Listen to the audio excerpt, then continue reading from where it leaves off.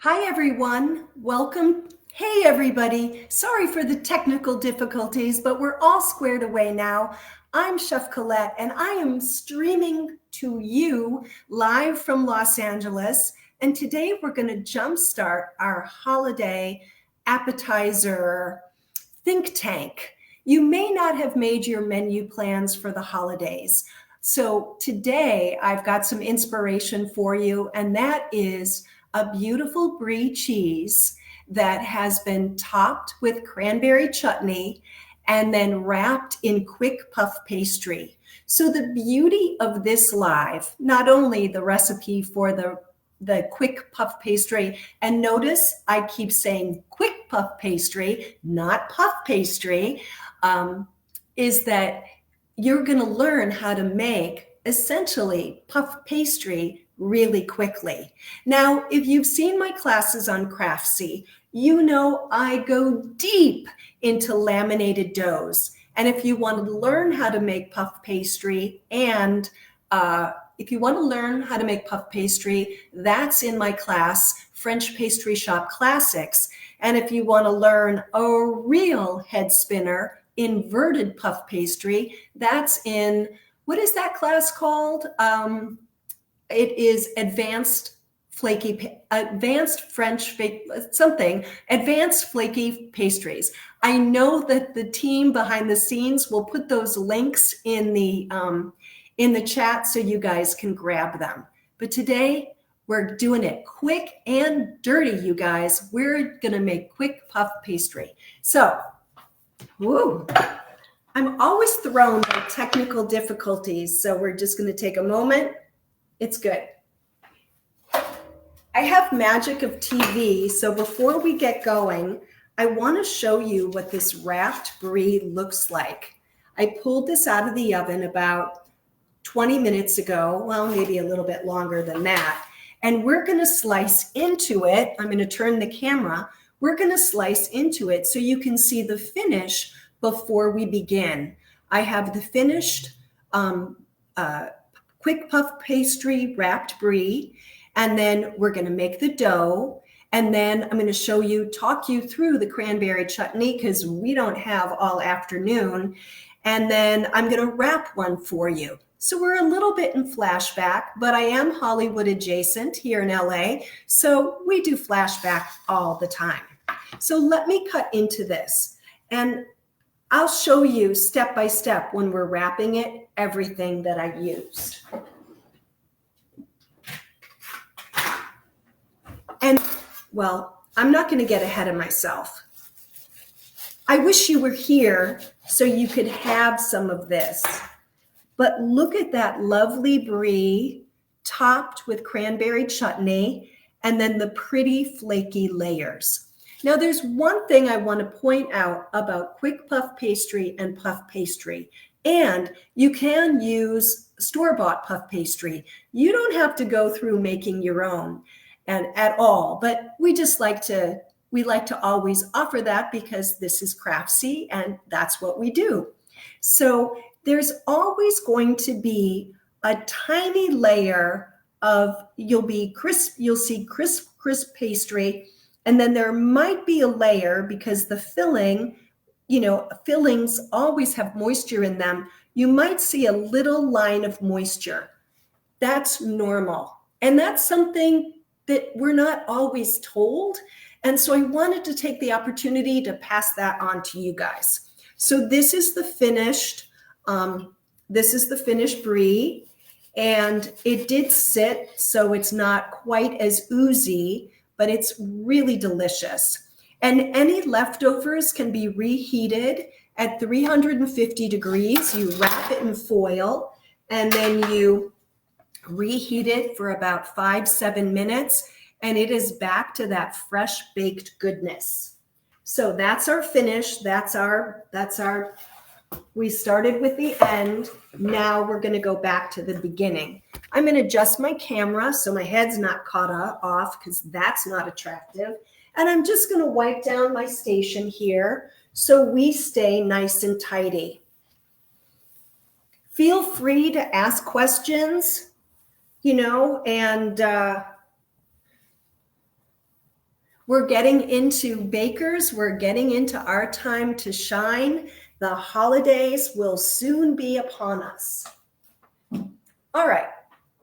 And what I'm hoping with this demo is we can also talk about some of the principles I'm going to teach you today will also help you when you are making pie dough in the next coming weeks for your Thanksgiving pies. So for our quick puff pastry, we have just a couple ingredients. It's really pretty simple.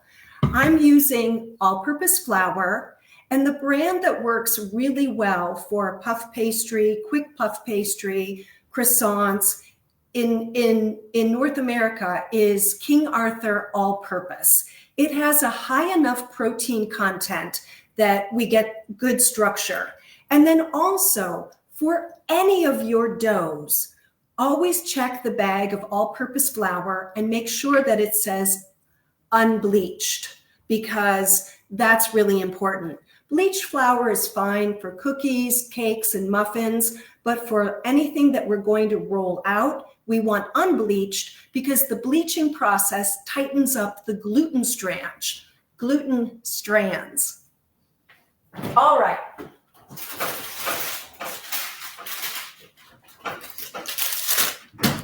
So we have our flour and we're going to dump it in the mixer.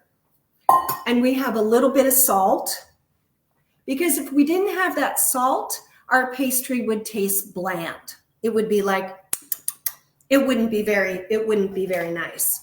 And then, because I have my mise en place all set, we have the butter is cubed up and chilled. And when you're making a dough like this, or biscuits, or your pie dough, you really want the fat to be cold. And that goes true for shortening as well. You want to actually freeze your shortening because it tends to break down more quickly in a mixer or a food processor or under your hot little hands. If you're mixing in the fat and flour by hand, totally fine to do that. Shortening breaks down more quickly. Now I'm using the mixer, but you could use a food processor, or you could do this with a pastry blender or a bowl scraper. What we have to do is just mix in the flour and the fat. But what's shocking about quick puff pastry is that we are gonna not mix it very much. So when we go to roll, you're gonna see big chunks of fat. But we want that because that makes our layers. Because if we were making puff pastry, we would have dough and we would have a layer of butter and we would be folding those two together. So the first thing I'm going to do is mix that salt in with my flour. No need to sift. For once we get a break from sifting, no need to sift at all. Not for this. There are times when you do need to sift, but this is not one of them. And if I was working in the food processor, I would pulse that salt and flour together. So now we've got our nice cold fat, and we're going to dump it in with our flour. And I'm actually going to do something. I'm going to remove the paddle, and I'm just going to get in there, and I'm going to toss the fat cubes in the flour, just so they don't clump around the side of the mixer. And then I'm going to put the paddle back, and I'm going to pulse it very briefly. Now, when you pulse a mixer, it's on, it's off, it's on, it's off.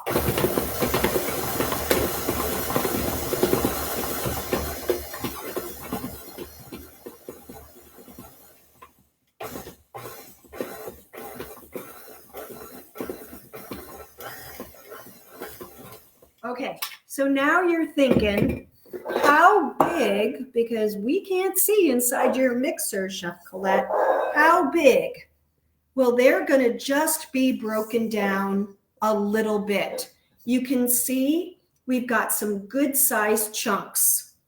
And this is pretty much the key to flaky pastry, is not breaking down the fat too much. All right, maybe I'll go a little bit more. And again, food processor, pulse, pulse, pulse, pulse. I like the mixer because it doesn't heat up the mixture in the work bowl, in the bowl, as much as a food processor does. Okay, we're done. We're going to get this mixer. Well, we're done with this. So the quick view again. They're like just kind of worn down a little bit.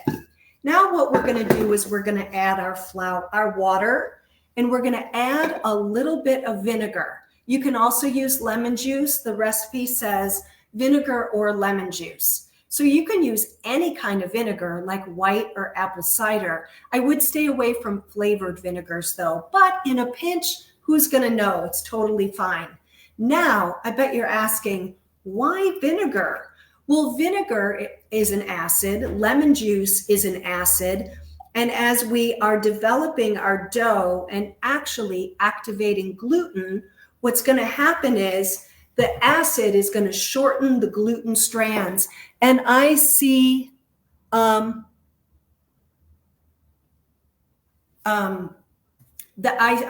was just looking to see if I had questions, but I will wait for the questions to appear. Okay, so great. So I added my vinegar to the water, and you could also add the salt to the water if you felt like it, and you just have to stir it a little bit more. I actually think that's what I said in the recipe, but I think with all the tumult of my technical difficulties, I sort of switched those steps, but it doesn't really matter. All right. So here's something about when we make a dough like this, which is technically called a cut-in dough.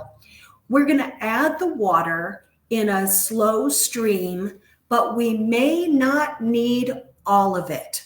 So don't be surprised. When you're making a dough, a cut-in dough, where you're rubbing or mixing fat and flour together, the liquid is often a variable. So, and if I really worked the butter and released a lot of the moisture in the butter, I would need less water. So let's see what happens. I'm going to add water until it becomes a cohesive mass, and then I'm going to stop.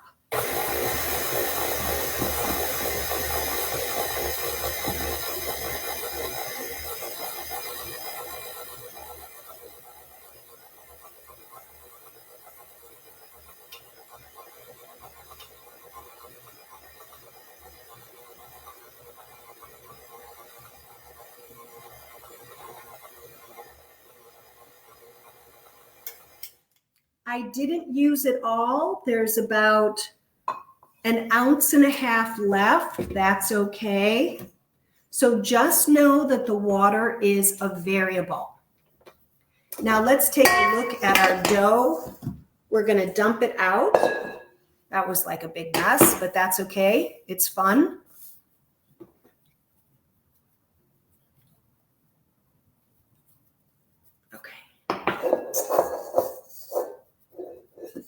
All right. Sorry for me. Sorry, I'm leaving the frame. All right. So now what we're going to do, the mixer did most of the work, but we want to get the dough together. Let me move my camera. And what I want to show you is there's no dry bits of flour. There's some loose flour, but there's no dry bits. So what I'm going to do, and this is a French technique called fraisage, and you're going to use the heel of your hand because it's actually the coldest part of your hand. And you're just going to kind of bring everything together without heating it up. And you would do the same for your flaky pie doughs. All right. And so there it is. It's in a nice disc. And Now we're going to start rolling. So you can see the big old hunks of butter in this dough. Now the next thing I need to do, because this is quick puff pastry, is I need to build in layers. All right. So we're going to take a little flour, and this is the flour that I made the dough with. And I'm going to take my scraper, because as fun as it was to dump the dough out in front of you guys, I'm going to just bring everything in and tidy up a little bit. And we're going to throw down flour. Okay. So this really pretty dough with its nice big fat chunks of butter staring up at me, I am going to roll out to a 7 by 14 inch rectangle. All right. It does not need to be perfect, but we're going to try to get close. All right. And what we're going to do is we're going to kind of tap it first. Flour on top. And if you prefer to flour your pin, that's okay too. And then once we get it, once you kind of get it, you just kind of get it started, then you can roll one way and roll back. Now we want to make sure it's not sticking. So this is a tool that works really well. And we're going to keep flour underneath. Okay. And also, if you have one of these, you can get under your dough with your offset spatula that you use for decorating your cakes. I don't know if the chat is open, but I'd love to hear about your plans for holiday baking. And if you've been coming to the sessions all week, which ones were your favorites so far? Well, I guess it's just been one day, but all right. So we can see it looks a little rough. So what I'm going to do is I'm going to come in with the side of the bowl scraper, and I'm just going to straighten out the dough. I'm going to square off the corners and straighten the edges. I'm going to make sure it's not sticking. And then I'm going to roll again. And it's a good idea to have a ruler nearby or a tape measure, 14 by 7. Okay, great. And if any of you have taken my croissant or Danish class, you'll know about the tri-fold. So we're just going to fold this in thirds like a business letter. And I feel 1,000 years old saying that, because who folds business letters anymore? So we're going to fold the top edge 2/3 over and the bottom edge 1/3 over. And then in the recipe, what I tell you to do is, and what I want you to do, but since we're live and we're in demo, I'm going to actually complete all the turns in front of you. But you would put this in the refrigerator, wrap it up. I would recommend putting it on a little tray or maybe even a dinner plate, put a piece of plastic wrap over it, and put it in the refrigerator for 15 to 20 minutes, just so the gluten, because that's what we've activated in mixing the dough and then rolling it out, is tight. And the butter, it's kind of nice if the butter gets to just chill a little bit. So let's pretend 20 minutes have gone by, and I'm going to take it out of the refrigerator and plop it down on the floured work surface. If you're in a pinch, you can do exactly what I just did and what I am going to do, which is 1, 2, 3 folds, but the layers will be more defined if you give it that rest. But let's go. And the great thing about kind of showing you this is that you're going to see this dough transform from kind of that rough dough into something that's really quite sophisticated and pretty. Okay. Again, always 7 by 14 and always a little bit of flour. And again, you can flour your pin or you can flour the dough. If you have an excess of flour, you want to brush away the excess. Okay. And then always top the top edge 2/3 over, bottom edge 1/3 up. Give it a quarter turn, just like that. You guys, I'm out of flour. Hold on.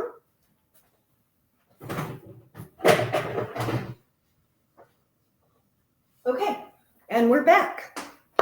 I misjudged that. And then we're gonna throw down flour, more flour. And you can see that every time I go to re-roll, I give it a quarter turn. And that's part of the process as well. If you want to build layers into your pie dough, you can use this technique of giving it a couple of turns.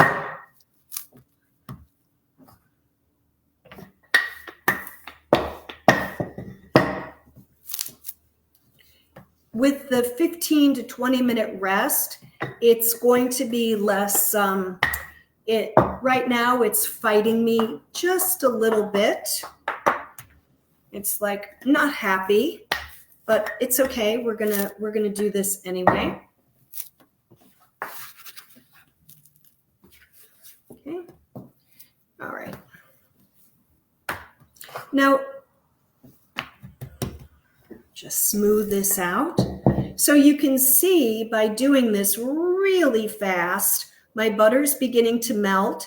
So I'm going to lose some layers, but we're time challenged. So it's just kind of how it is. Top edge, 2/3 over, bottom edge, 1/3. Our 3 turns are complete. And let's see how we did even with rushing it. We have some nice layers, even doing it like, what did I call that? Hot and dirty? Yep, that's what I said. We still have some nice layers. I'll wrap this up, put it in the refrigerator, and I just want to show you the difference though, side by side. So this is one where I waited and I did everything by the book, and this is the one I rushed. So you could see the difference. I don't advise rushing it, but I wanted you guys to see the dough change and how it does get a little bit more elegant and sophisticated from that rough mass that we started out with. All right, so let me just move this over here.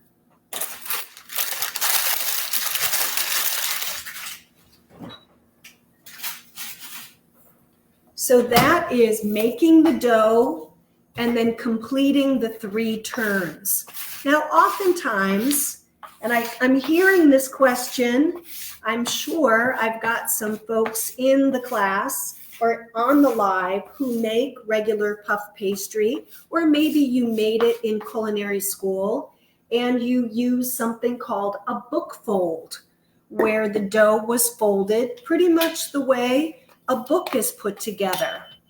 And that's great for regular puff pastry, but I tested it a myriad of ways over the years, and I found that the trifold, 3 trifolds, gives really good results. All right, so let me just wipe this down, and we'll go on to shaping our cranberry topped Brie puff pastry, quick puff pastry appetizer. Oh, I have puff pastry on the brain. So for years I worked, well, not for years, but for a couple years I worked as a banquet chef because I'm culinary and pastry trained. So I often, when I was a chef out in the world, I would sometimes have culinary jobs and sometimes I would have baking jobs. It was when I started teaching at Le Cordon Bleu that I really focused full into baking. And then, of course, when I started with Craftsy in 2012, well, the rest is history. Okay, so let's recap. I showed you the finished quick puff pastry wrapped brie topped with cranberry. I showed you how to make the quick puff pastry, and the key takeaway from that is keep those butter layers big, don't break them down too much, and your water is a variable. So you may or may not use all of it, and I would guess you're not going to use all of it. Now, that's something that sometimes throws us when we're baking at home, but just know for these cut-in doughs where we're cutting fat and flour together, the liquid is often, we don't need all of it, all right? And maybe you've mixed that pie dough where you added too much water and it was sticky and there was pretty much no saving it. You may have had that experience. So that's the concept of a variable. The next thing we're going to do is I'm going to teach you how to make 5-star egg wash. This is the most elegant egg wash on the planet. And then we're going to move on to assembling our brie, cranberry, and quick puff pastry with our really pretty dough that I made last night. Okay, now, so what we're going to do is for the 5-star egg wash, we're going to crack an egg in a something tall. It can be a Pyrex measure. I just happen to have this bowl, and I have an egg right here because we're on it. All right. No milk, no cream, no water. Not for this egg wash. What you're going to add is a pinch of salt. If you've watched my class, Classic Croissants, Modern Techniques, I teach this egg wash there. You're going to add a pinch of salt, and if you're one of those precise people, and that is a good thing to be, it's going to be a scant eighth of a teaspoon. Oh my God. And then what we're going to do is we're going to take a whisk, and we're going to whisk this until it is beautifully smooth.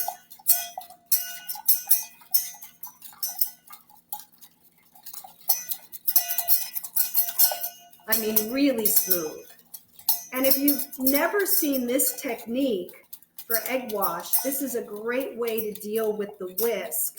And if you have one of those cappuccino frothers, use it to make your egg wash. Those things are a dream. You can also whisk like this. But what we want to do is make sure the egg wash is not, the egg whites are totally broken down, and that's what the salt does. The salt breaks down the albumin protein in the egg. Then you're going to take a strainer and we're going to strain it. And you might think, oh dear God, what a lot of work. But I assure you, if we take these extra steps, the egg wash goes on like glass. Just beautiful. I use it for croissants. I use it for challah. I use it brioche. Every time I need, this is the only egg wash I use. I used it when I got certified, and when I coach students or chefs for certifications, or maybe to be on a baking show, I always, first thing is teach them the 5-star egg wash because it dazzles judges. All right, so now the next thing we're going to do before we get cracking on rolling out this dough is we're going to talk about this really yummy cranberry chutney. Now, we didn't have time for me to demo it, but when you read the recipe, you see it's very, very straightforward.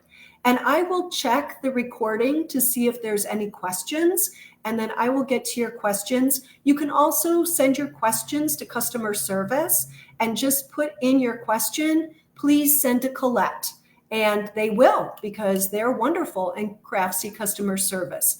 So basically, all the ingredients go into the pot and you cook it until the apples are no longer raw and it's nice and thick, about 20 minutes. And you have to stay with it and stir because it will scorch on the bottom, but it's great.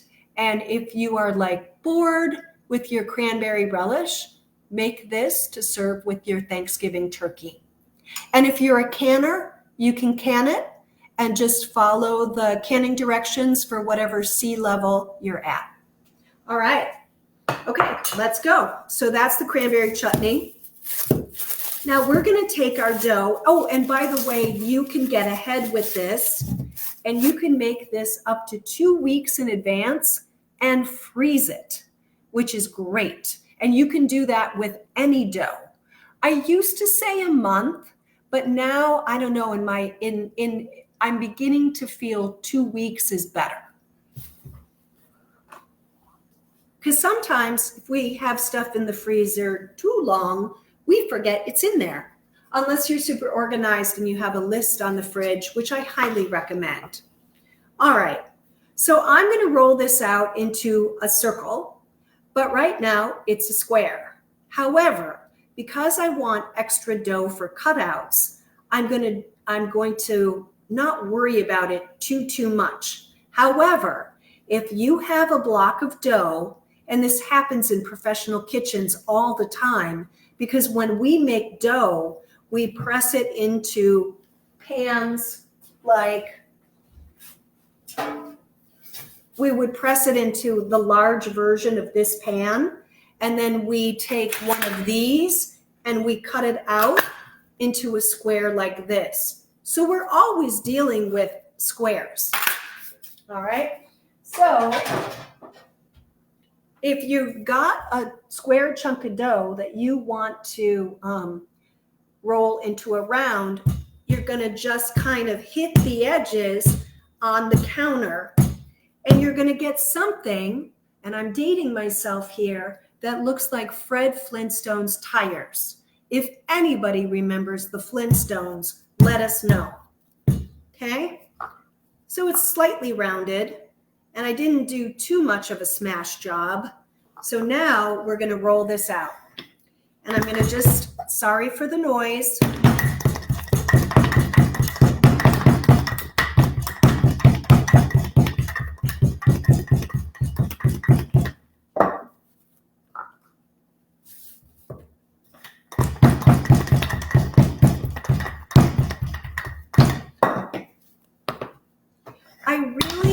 Now I have come under fire for tapping dough. I have a beloved colleague who feels that I smash my butter up, but I don't think so. I'm just kind of coaxing it. Into some relative thinness, because when you roll out dough, you really activate gluten. So if you notice like a pie crust shrinking or your dough shrinking, it's from really leaning in on your rolling.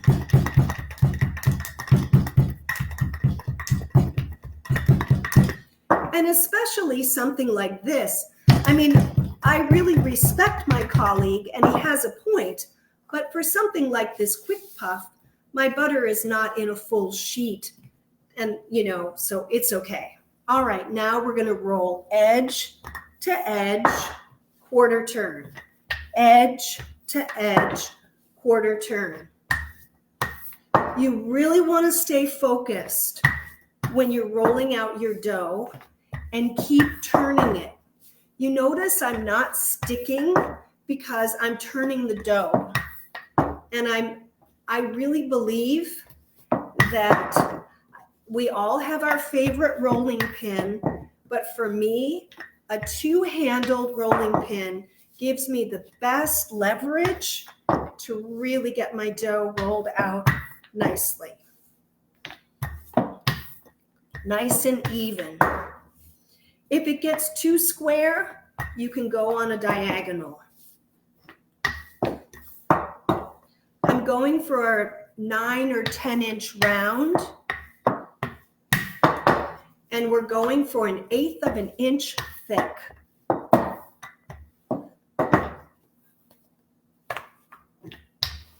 Oops. When you press down too hard, like I just did, it flips up on you.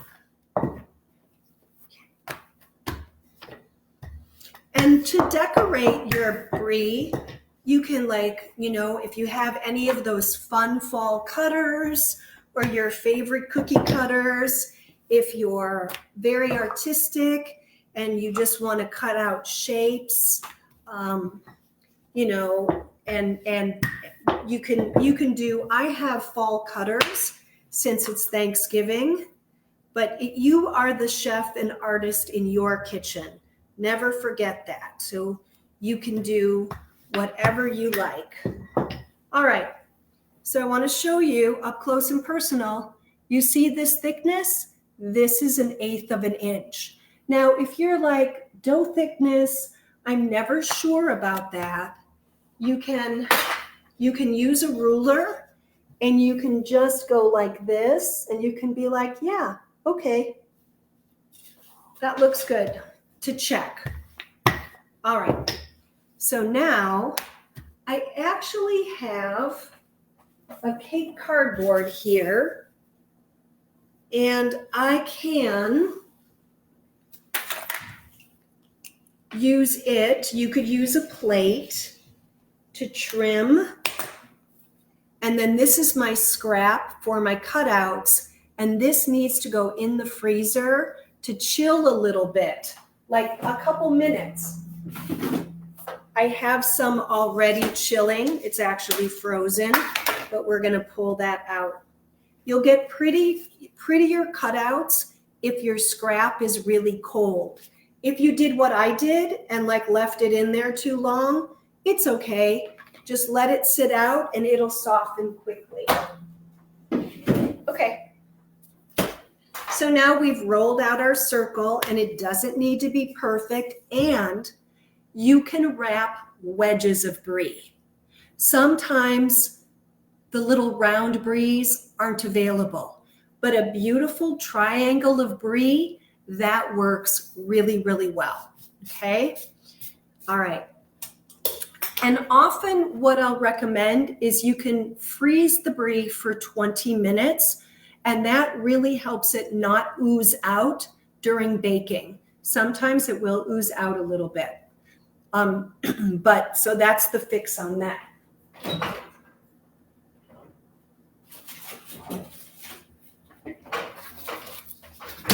So we're going to invert this. So I'm going to take my chutney and I'm going to, it's about a 1/2 cup. And I'm going to use a cup measure here, a 1/2 cup measure. And that's going to go dead center. Just like that. You can flatten it out a little bit. And again, I so wish you were here because that the chutney is so yummy. Really good on a turkey sandwich. Just really, really tasty. It is not too sweet. I think I'm kind of known for my stuff not being too sweet, my desserts, my work in general, and I didn't let you guys down.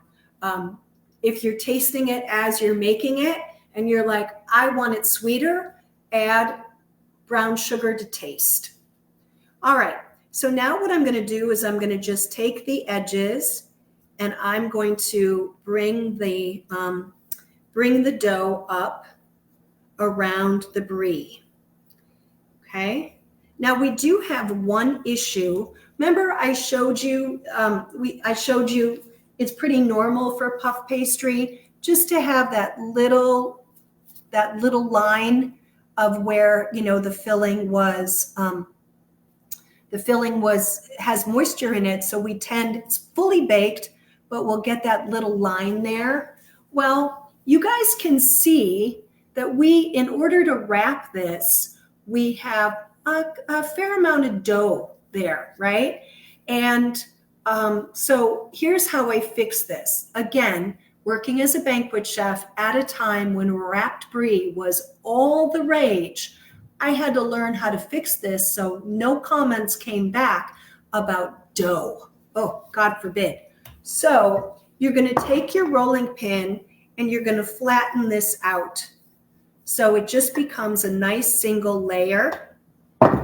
And it's not terrible to have the dough a little bit of ease for you sewers.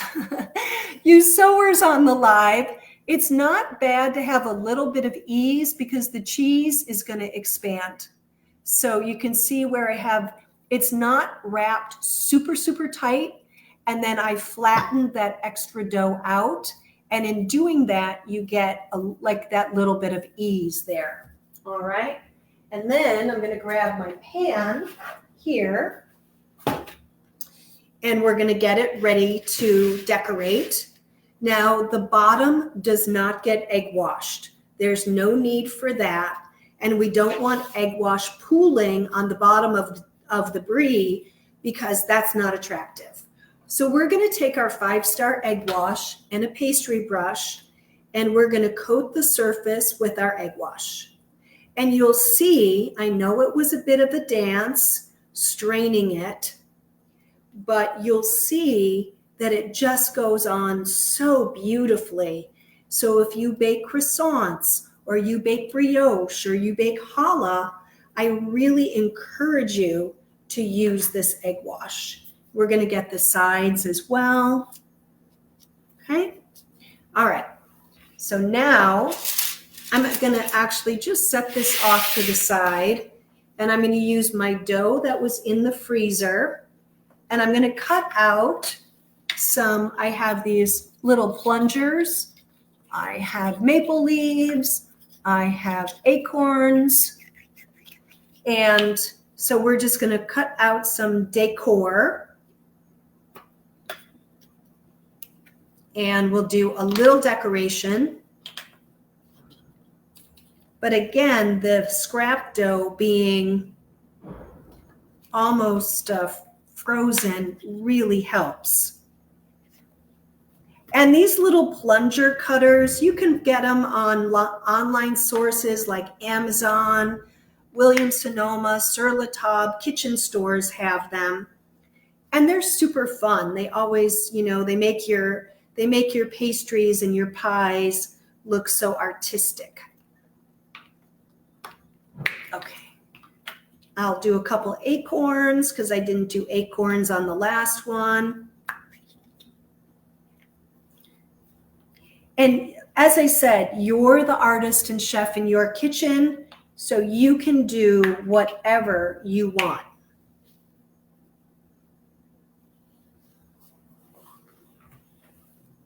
And I'd love to see your beautiful work. I really, really would. My Instagram is Chef Colette in LA, and you can send me your pictures. Love to see. All right.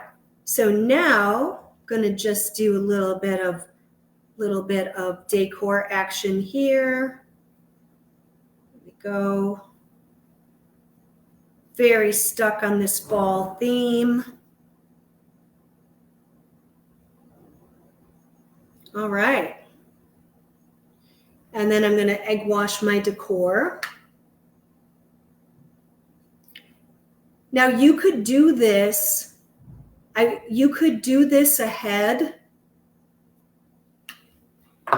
Let's say you were serving this for Thanksgiving. You could do this Wednesday night, and I wouldn't egg wash the decor, and I would just probably egg wash wherever you were going to decorate, and then wrap it, put it in the fridge, and finish egg washing and baking the next day. It really benefits from chilling. Again, just kind of before we throw that cheese into a 425-degree oven, and we're going to talk about that in a second. It's really good if the cheese is cold. And in a pinch, when I worked banquets, I would freeze them for 20 minutes before I bake them, because It was the chef I worked for was really demanding, and he had no tolerance for any blowouts. And you guys know we laminated this dough. We folded in layers that create steam. So, you know, sometimes it's like a mini explosion in the oven. So that was my way to save that, to save getting yelled at, was to freeze them. Okay? All right.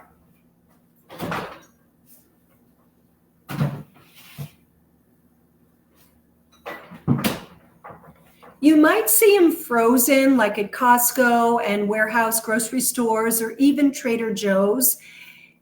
I have never frozen them long term, only for like 20 minutes before baking.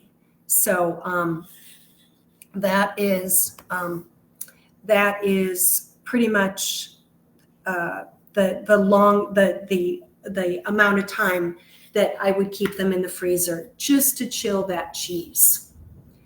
And they make for a beautiful presentation. I did not present the one that I finished. I was so eager to show you guys the inside. But you know, you can make on a beautiful cutting board, you can make a beautiful display, or a platter, whatever. And let's talk about the bake, and then we're pretty much done. And I hope that you're inspired and you'll buy this live, and that you'll want to whip up a batch of quick puff pastry. All right, for the bake. Number one, you know your oven, right? So on the recipe, it says 425. If your oven runs hot, bake it at 400, all right? If you have a nice consistent, if things are good with your oven and it holds a good even temperature, but we all know our ovens. And as I've said many times, every oven has its little foibles, has its little quirks. So if running hot is one of your oven's quirks, drop it down to 400. I also bake it in the top third of the oven because it's nice to get the top of we want some nice caramelization on all our pretty decor. All right. So what else can I tell you? Quick recap. The dough can be made and frozen up to 2 weeks ahead. It can stay overnight if you make it one day and you want to roll it out the next, it's fine overnight in the refrigerator. The problem with it doesn't have sugar in it. So when a dough doesn't have sugar, if it hangs out in the refrigerator for more than a couple days, the flour oxidizes and it turns gray. So that's why after, no more than a day and a half, we're going in the freezer. The water is a variable. You probably will not use it all. So be careful. Don't dump it all at once. And you can wrap a wedge and decorate a wedge of Brie or Camembert. Works also really well. It doesn't have to be a round. So please don't run all over town trying to find a round cheese when your market only has wedges. All right. The bake, they're pretty much the same size and weight. So the bake would be pretty much the same. Oh, and on baking, last thing, on time.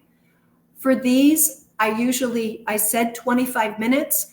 I check at 20 and spin the tray and usually give them 5 minutes more. Before you cut into it, let it sit for 5 to 10 minutes. But you'll be decorating and placing your herbs and little bits of cranberry and making everything so gorgeous that you won't have to worry about that 5 to 10 minutes wait. Because that's when you'll be being, you'll be in presentation mode. You guys, thank you so much for joining me on this live. It was an absolute pleasure to be with you. If you have any questions, please let me know. And what else was I going to say? I apologize for the technical difficulties on my end, completely on my end at the beginning of the live. Thank you, guys.